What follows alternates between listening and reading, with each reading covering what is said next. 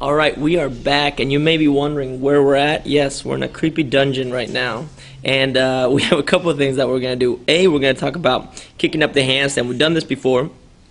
B, a couple of drills on just shifting weight for hand walking, and then a couple of drills against the wall so we can get that thing going. So, first things first, walking handstand needs a handstand. So, first thing we're going to do is just kick up to handstand. I'm going to use a line as a reference. So, if you can see me from here, what I'm going to do is I'm just going to go into this nice straight body position where I'm actually going to try to take a big step and reach out a body length plus my arms. So I'm here, big arms, and take a big step, reach out a body length plus my arms. That's my kick up to handstand. We talked about this before. That's simple. That's something that you know how to do. We always say that, hey, we want you in this hollow body position. Something that I've been saying lately is the hollow body position is dead. The reason I say the hollow body position is dead is because it's only a position that I can kind of use on the ground. So if you come down a little low here with me, to challenge my body going into extension. I can work in here. I can do a lot of gymnastic stuff. But my body needs to be able to translate from here to here and back and forth. This being said, if I take this to a handstand, what happens is that here is my perfect balancing position, my kind of more neutral position, my just regular handstand that I can hold for 1,000 years. But if I want to start creating some tension, I have to start living on the edge of that base, on the edge of my base. And what I'm going to start doing is going into this extended body position. So I'm going to take this to the wall, and what I'm going to do is I'm just going to kick up to the handstand with my back against the wall, and I'm probably going to put my hands probably maybe a foot away from the wall. So I'm going to step back, body distance away, arms up, big step. As I go into that handstand, what I'm going to look for is just a little bit more extended body position. I don't want to be so closed up. I'm going to be a little bit more extended. This will look like an epic overhead finish. If that's simple, I will take it away almost 2 feet. And what's going to happen here is that as you try this, and you kick up with your hands on that second line, is that you most likely are going to smack the wall. So let's see what happens when I do it. If I can take a big step, kick up, try to kiss the wall. I did not smack the wall and fall against it. It didn't look like this. I didn't smack the wall.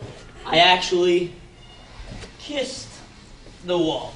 If I understand that concept of being able to kiss the wall, now I'll be living at the edge. If you come down here, check this out. If I have a base support that's created by my hands and my center of mass, when I'm perfectly hollow and neutral, I'm right on top of that center. When I go into this extension, what's happening is, A, I'm creating a lot of tension in this front portion of my body, but I'm also starting to shift my center of mass towards this edge.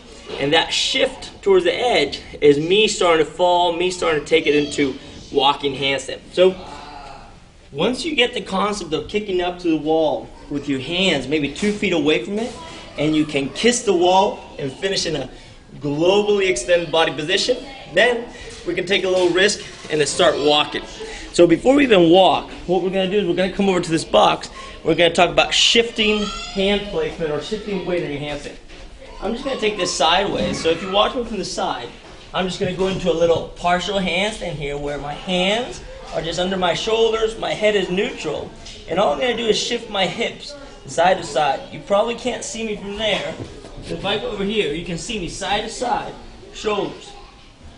All I'm doing right here is maintaining shoulder active up into my ear and allowing my hip to initiate the movement and my shoulder to follow. Hip initiate the movement, shoulder to follow. Once I get that concept, I can take that concept of shifting weight side to side to this handstand. And all I'm going to do is, without thinking about it too much, I'm going to take my 2 foot mark and move it back just 6 inches.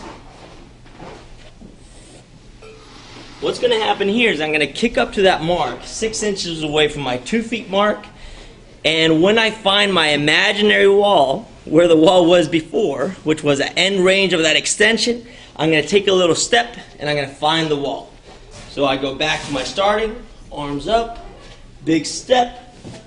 I want to find the wall, there it is, and I finish. I didn't think too much about it. I kind of just shuffled my hands a little bit. I didn't go crazy on the concept of shifting side to side, but that just prepped me for this. If I got one step, can I take 2 steps? Can I go a foot away now from that second line that we had originally? Can I take 2 steps and find the wall? Notice I'm not looking at the wall. I'm not looking at the ground right now. I'm just trying to find a good handstand. Chase. Oh, there's the wall. Found it.